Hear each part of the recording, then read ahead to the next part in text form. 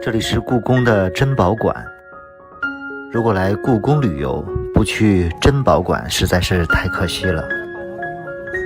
珍宝馆的范围其实很大，里面可看的东西非常多。一进来就看到九龙壁。故宫的九龙壁和北海九龙壁和中国山西大同的九龙壁是中国3大九龙壁，雕刻得非常精美。珍宝馆去单独收费10块钱。首先穿过黄极门，前面看到的这个是宁寿门，门前有一对镀金的狮子。珍宝馆所在的这个区域感觉就是个小紫禁城。我们穿过这个宁寿门，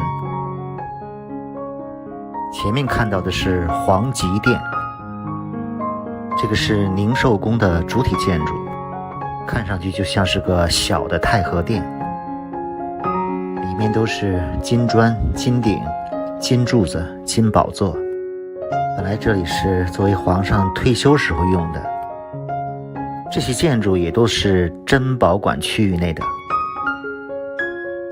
在故宫有超过180万的馆藏品，这些珍贵的藏品很多都在珍宝馆里轮流展出，所以来故宫博物院不光是看宏大的建筑，更来要看一看这里的价值连城的馆藏品。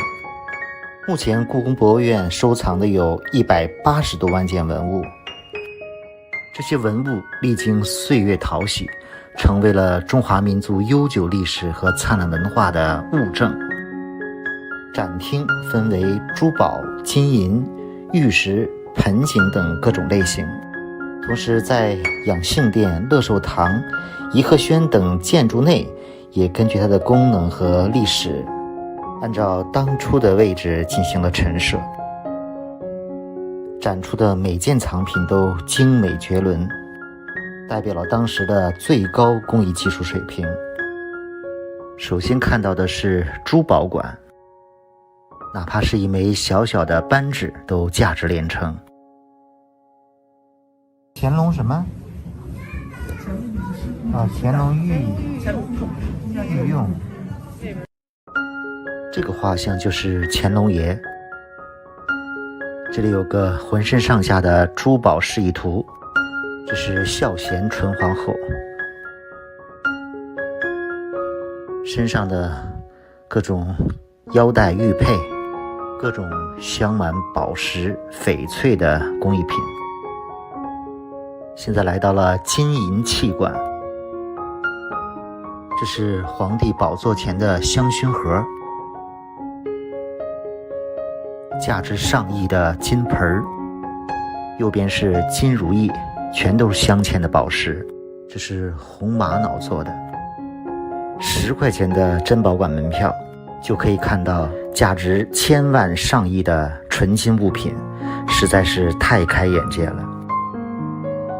这是天球仪，皇帝用的金玺。看看这个藏经盒，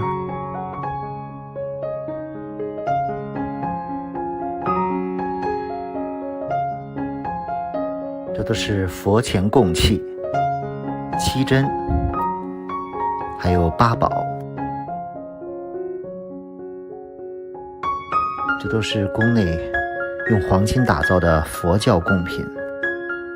这里只是展出了几百件珍贵的藏品，要知道故宫有180万件，从数量来看是完爆台北的故宫博物院。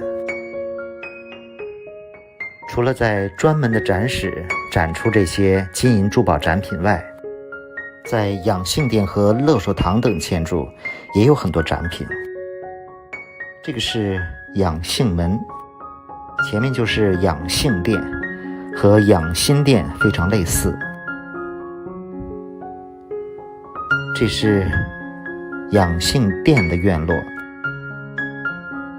里面的古树都是300年以上的历史。在养性殿的旁边是乐士楼和畅音阁，这算是个大戏楼。在颐和园里有个德和楼大戏楼，就是仿照故宫里的这个。畅音阁是不是和德和楼是基本一样的？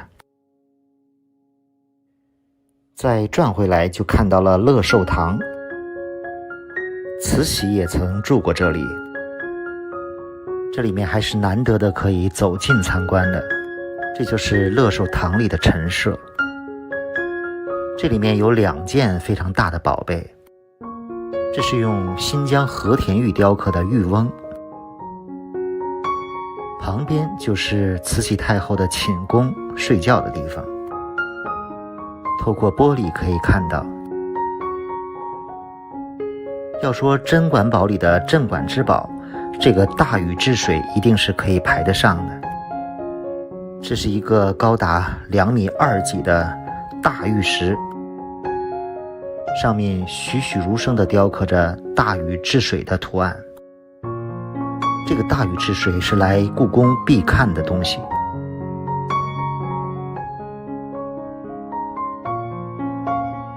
珍宝馆区域里还有乾隆花园，另外还可以看到冷宫，曾经关押着珍妃，珍妃也是光绪的老婆，被慈禧最后推到这个珍妃井里溺水而死。这个就是珍妃井，珍妃的照片。这个井已经被封起来了。从珍妃井出来就结束了珍宝馆的游览，前面也是故宫的北出口神武门，但今天的游览还没有结束，还要穿过这个御花园去另外的地方。这里就是御花园，这个叫富贵之象，看看大象跪的姿势，反着，4条腿跪的姿势是反的，所以叫富贵之象。在故宫里其实有4个花园，这个后面的御花园是最大的。御花园也是很多喜欢在故宫拍照的人来这里拍照的地方。这个像麒麟的家伙知道叫什么吗？御花园在上次的视频里拍过，这个就是御花园里溥仪的英语老师曾经在这个楼里住过。穿过御花园，我们来到了西柳宫。今天主要来看看储秀宫，也就是慈禧住过的地方。慈禧还在储秀宫里生了个儿子，就是同治皇帝。不过基本上都是慈禧垂帘听政掌控着他。我们在电影《垂帘听政》里可以看到这段历史。这里就是慈禧住的储秀宫，可以说储秀宫是东西六宫里最舒服的一个地方。慈禧还把它和前面的宫殿打通，变得更大。来看看慈禧住的地方如何，院子里竟然有龙的雕像。这就是慈禧的卧室，里面依然陈列着很多珍贵的文物。慈禧太后住的卧室，对面这个就是她的床铺，这床非常的长，大概这个床的长度有多少？这个长度将近3米。这是客厅，旁边还有好几间房子。储秀宫在慈禧50多大寿的时候曾经重建过，并且和前面的翊坤宫打通了，当时耗资了60万两白银。看里面全是金砖，还有很多上贡的贡品。和储秀宫连通的就是翊坤宫。翊坤宫实际上在《甄嬛传》里提到的华妃，就是年妃住过这里。这里就是翊坤宫。不过和电视剧不同，历史上雍正最喜欢的就是这个年妃。这几年上演了很多清宫剧、宫斗剧，某些程度上也应该感谢这些电视剧，让人们知道了很多历史上的人物和建筑，但很多又是杜撰出来的，所以经常很困扰。所以如果要理清楚这些历史，还是来故宫里看一看吧。现在来到了故宫后宫的3大殿，这是坤宁宫。坤宁宫有几间是作为皇帝的婚房，历史上有4位皇帝曾经住过这里的婚房。后宫3大殿是乾清宫、交泰殿和坤宁宫。这是交泰殿，这个就是乾清宫，里面有著名的正大光明匾。出了乾清门往西就是军机处，这也是很重要的一个地方。这几个地方上次都来过。我们现在去旁边的慈宁宫。慈宁宫就是历史上著名的孝庄皇太后住的地方。在孝庄之前，这里也曾住过明朝的一些皇贵妃。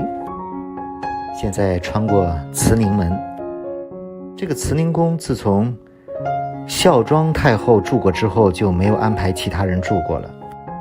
现在的慈宁宫是作为一个雕塑展的展馆，可千万不要小看这个雕塑馆，是必来的地方之一。这个展馆里展出了自战国到明清跨度2500年历史的一些雕像，而且这些雕像都是原件，可以说这里的任何一件展品放在其他的博物馆都可以作为镇馆之宝，而在故宫博物院这里都是免费展出的。据说故宫里有上万件这样的雕塑文物，有不少文物还被借出去展览。把角不起眼的就是秦始皇兵马俑。在慈宁宫的旁边还有一个非常重要的建筑，就是寿康宫。寿康宫主要都是清朝的皇太后之类住的地方，据说一共住过7位主人，最著名的就是第1任主人乾隆朝重庆皇太后，也就是电视剧里提到的甄嬛。可以说乾隆对他的母亲甄嬛是非常的孝敬。这个寿康宫也是可以进去看的，这里面就是寿康宫，那些坐榻屏风都是无价之宝。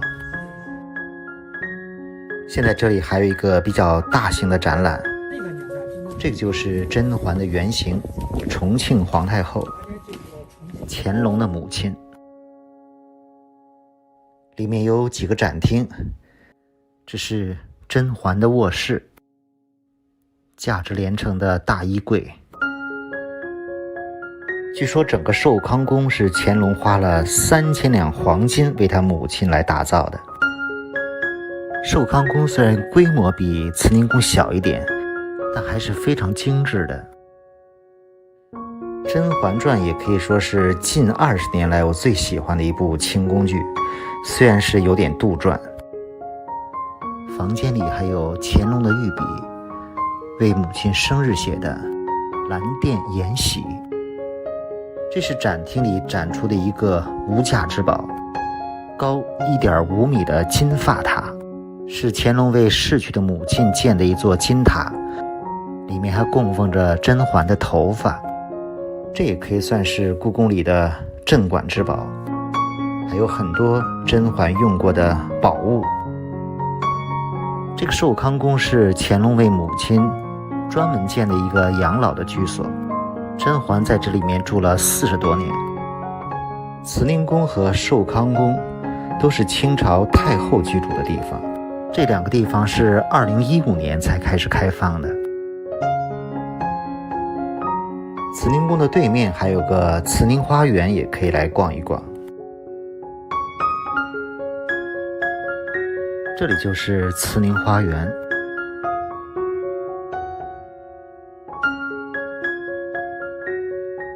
故宫里面面积实在是太大了，一次把它逛完实在是太难了，而且不少建筑都是近10年慢慢恢复开放的。现在又转到了西六宫。西六宫有3、4个地方是开放的，最著名的有甄嬛住过的景仁宫，还有《延禧攻略》里的延禧宫，每个地方也都值得参观。现在准备穿过御花园，从北边的出口出去了。御花园里的假山多美！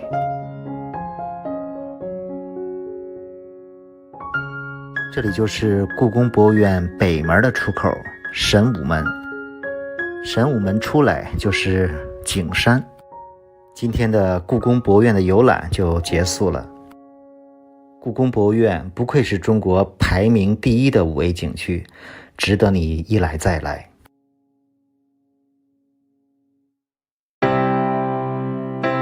这里是北京的故宫角楼，眼前是一幅《千里江山图》。今年的春晚有个节目，舞蹈《只此青绿》，就是取自于这一幅《千里江山图》。这个节目也是我今年最喜欢的春晚节目。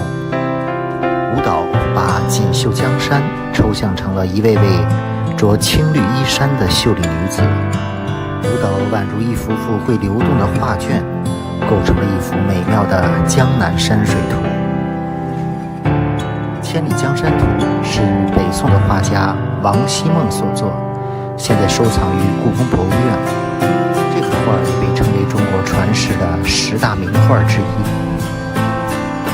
今年的春节，在北京的故宫角楼就处理了这个根据《千里江山图》而绘制的一幅立体画卷，所以特意过来看一看。慕名到这里观赏的游客还不少。《千里江山图》这幅画会只有几次，所以前几年在故宫博物院公开展出的那一次，可以说引起轰动，谈起了长任。在北宋的宋徽宗时期，还有一位天才大画家张择端，他画了《清明上河图》，也是中国10大传世名画之一。可以说故宫角楼每天都吸引着很多人到这里拍照摄影。今年又多了一个《千里江山图》的背板，所以来的人更多了。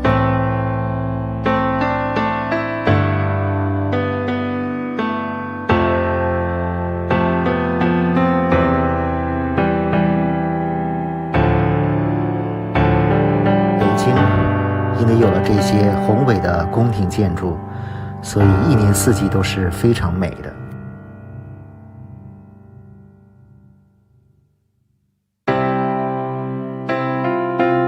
今天在这里拍故宫角楼的人也不少。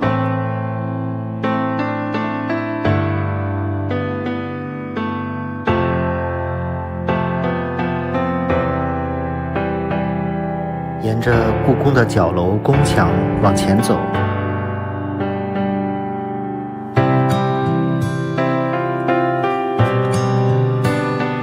远处太阳落下去了，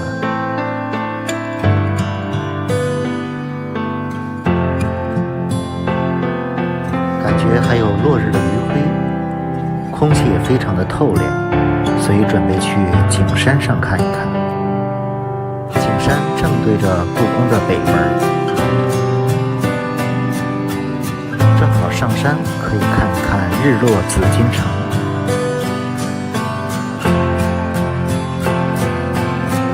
景山的门票只有2元，这里是非常好的可以登高看京城的地方。一进公园大门，有很多漂亮的节日展板。现在晚上5点多了，天马上就要黑了。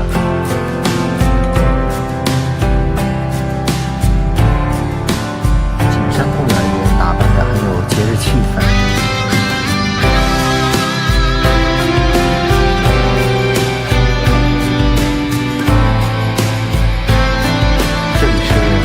的东门。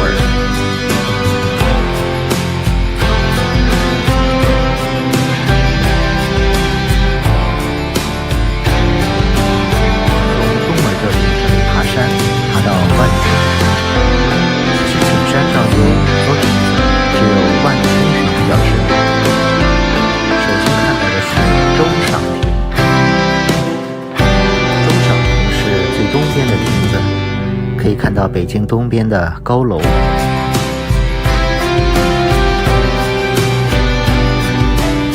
京的最高建筑中国军，还可以看到下面的中央电视台。这些高楼组成了北京的CBD。前面是第二个亭子关庙亭。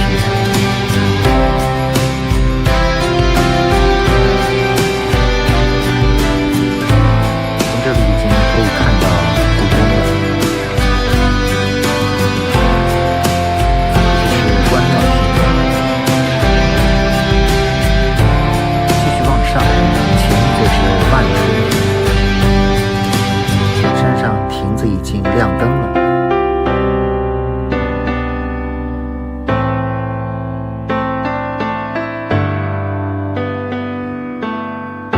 万春亭正好在北京的中轴线上。以前北京没有高楼的时候，这里就是北京城之巅。即使现在，这里也是在北京登高望远最好的地方之一。这是从万春亭往东边看。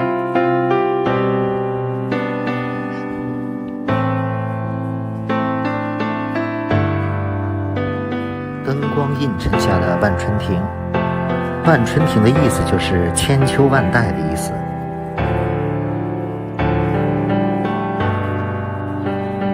现在来到了万春亭的南面，南面正对着紫禁城、故宫。现在还有落日余晖，可以说正好是日落紫禁城。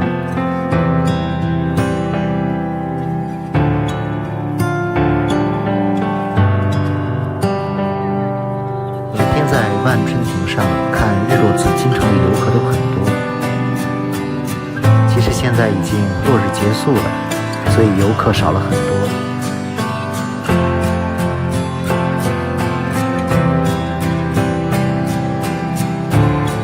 不过景山的山上树木过于茂密，所以看四周的风景有一些视线阻碍。景山下的故宫北门。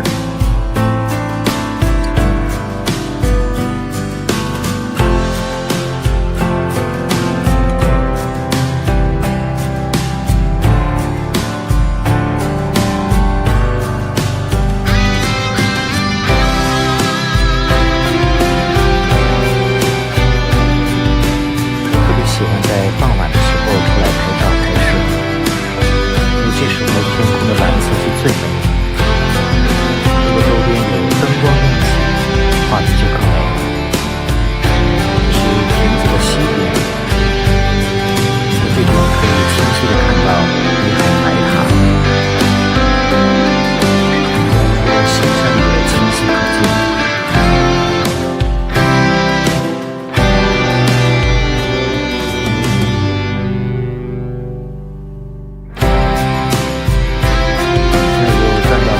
的北面，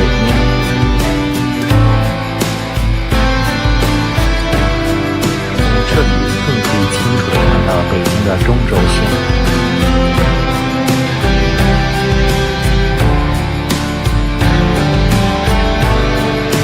还可以看到几公里之外的奥运塔。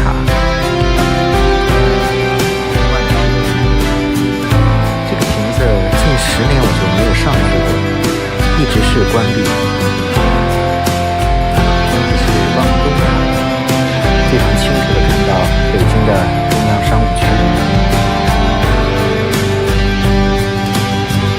确实在北上广深这些大城市里，北京的高楼还是少了些。但是北京的特色就是古风古韵，毕竟是古都，所以北京还是有自己的魅力。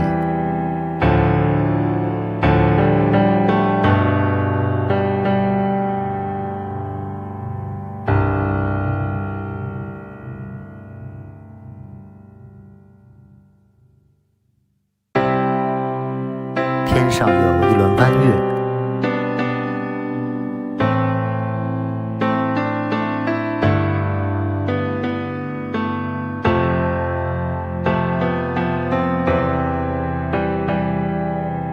出了景山大门，前面是故宫的北门。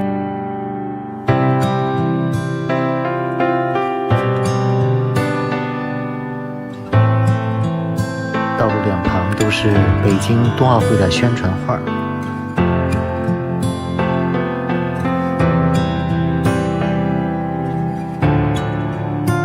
故宫的角楼灯也亮起来了。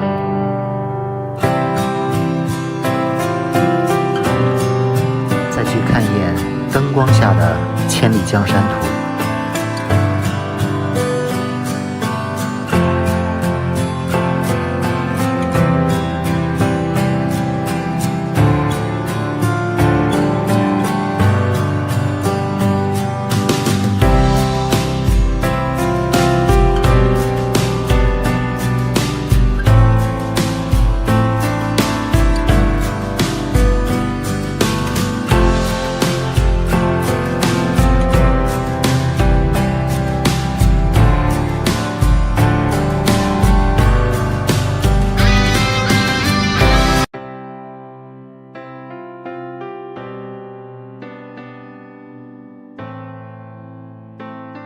听到这首歌，想必大家都知道，我今天来到了前门大石栏。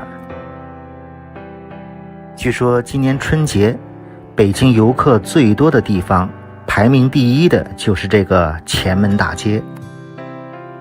对于外地人来说，前门大街就是体验老北京的地方。这些年，前门大街多次翻修改造，其实很多北京人都不太认识这里了。今天就带大家逛一逛崭新的前门大街。坐地铁来到了前门站，地铁口出来就是正阳门。正阳门有2个城楼，这个是建楼，不知道这个楼什么时候能够开放登高参观。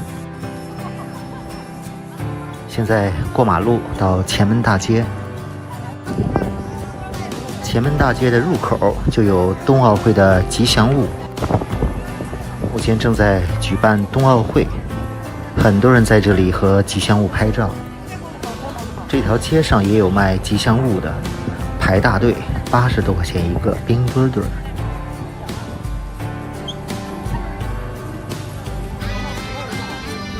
今天的天气非常不错。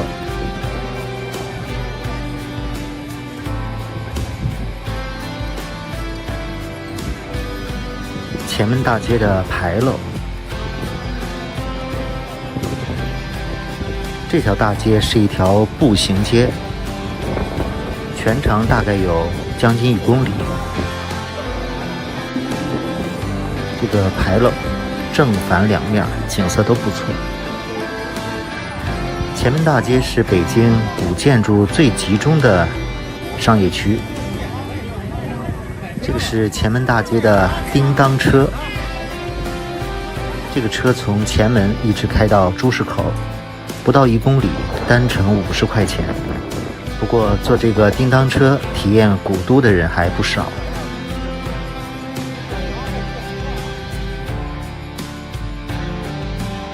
可以看到现在的前门大街非常的干净。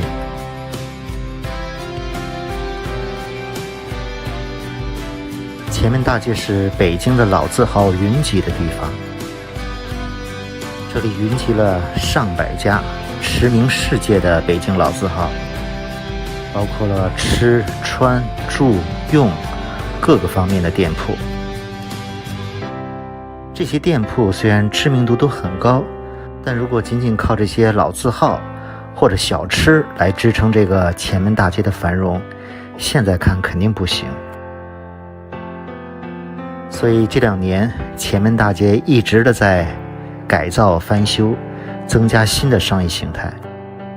就是这里现在新修了一个北京坊，还挺受欢迎的，今天来看一看。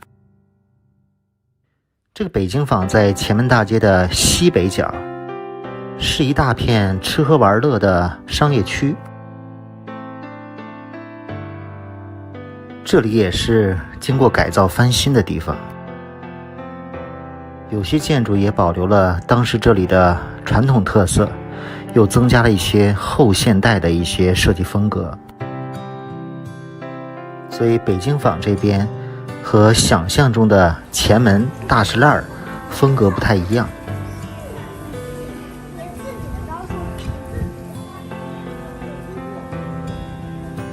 这是老北京的劝业场，现在是个艺术中心。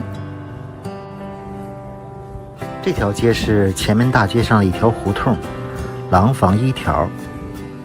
这条街整修后感觉不太一样了，不过来这里打卡拍照应该不错。这个是国棉衣厂，好像是个专卖店，应该和北京那个国棉衣厂关系不大吧。北京坊这边吃饭的地方最多，这里还分为东区和西区，很多的建筑都是3、4层楼高，建筑的造型都比较现代。这里有电梯，坐电梯到顶层的走廊看一看。这应该是4层的走廊，连接着很多建筑，很多都是做餐厅的。每家餐厅几乎都有宽阔的走廊阳台，可以看到前门大街老北京这边的景色。正好现在是日落时分，这里的餐厅很多现在都是网红打卡的餐厅，环境不错，风景也不错，估计价格也比较不错。看看北京城的日落。其实这里每家餐厅内部环境都非常美，所以如果来打卡拍拍照真的是不错。现在下楼再到北京坊其他地方转一转。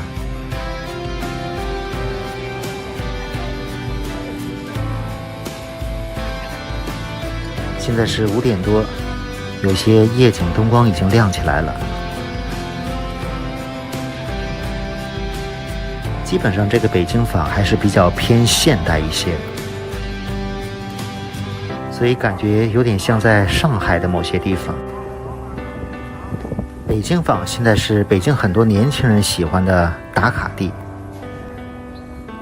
前面这个地方还有好像是星巴克全球最大的一个旗舰店，这里的小广场也不错。这个就是星巴克。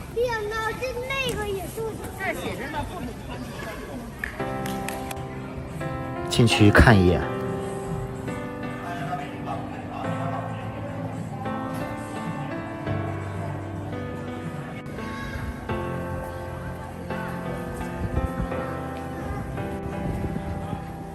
北京坊还有一个很多人喜欢的打卡地，是个书店。这个书店有3层，每一层的装修风格都不太一样。现在国内的网红书店很多，看看这家有什么特色。2楼、3楼都有落地的大玻璃，可以看到前门的正阳楼。现在晚上正阳楼的灯也亮起来了。这个书店面积还是挺大的，有不少人在这里看书。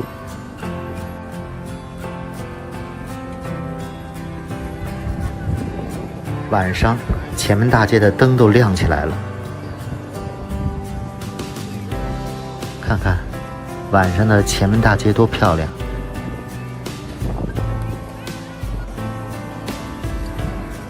我们再往前看一看前门的夜景。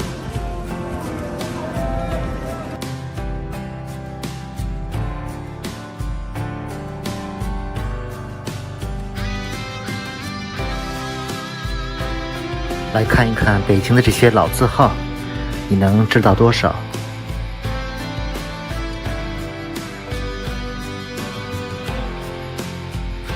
同生河、天福号，这还有个蜡像馆。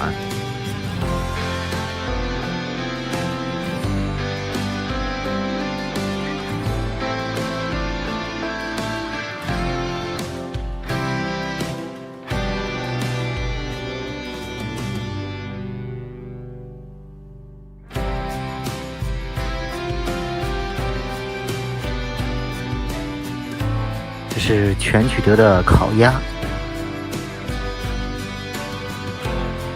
这是最近一家做的比较好吃的炸酱面，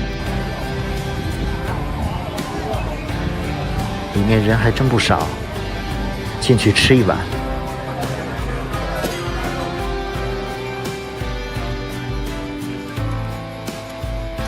这家的特色就是无限量的续面续酱，饭量大的可以多吃几碗。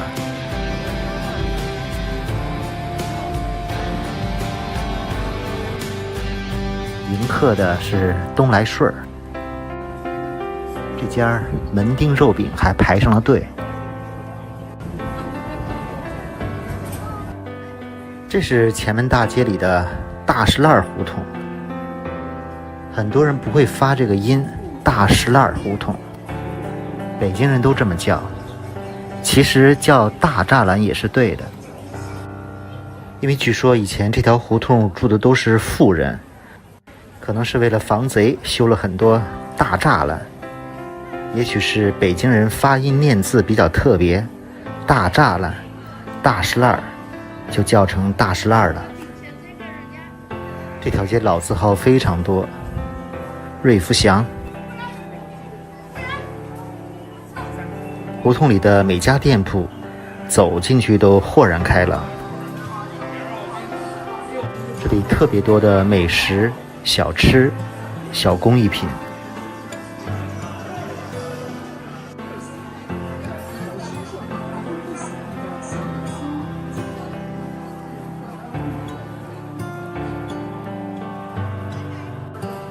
其实这里的小吃并不是很贵，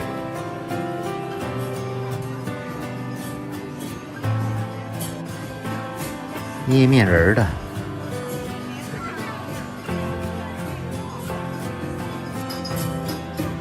拉洋片的，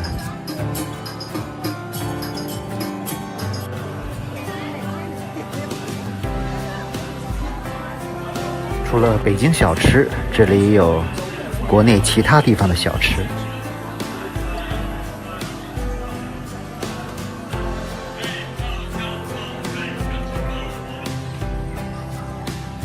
老字号实在是太多了，前面还有个郭德纲的德云社，不过现在都没有营业。这是原来的大石烂第一百货商店，好像上面也拆了。北京的同仁堂感觉做得越来越贵族。这是祥义号绸缎店，都是100年老店。出了大石烂的胡同，对面是鲜鱼口的胡同。这条胡同是个美食一条街，以前卖各种各样的小吃，便宜又好吃。胡同的地面镶刻着一条大鱼。现在这条街不如大石烂胡同热闹。看这里的团购美食，价格还可以吧？带烤鸭的双人套餐100多。老字号茶庄，往南走，游客相对少了很多。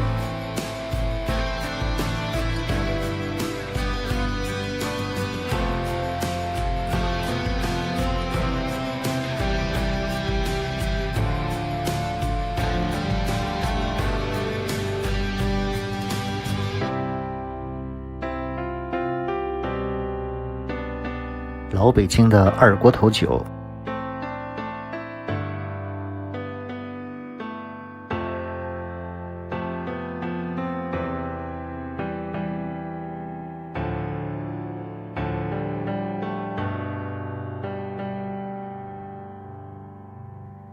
其实前门这片商业区面积还是挺大的，有时间可以来多逛几次。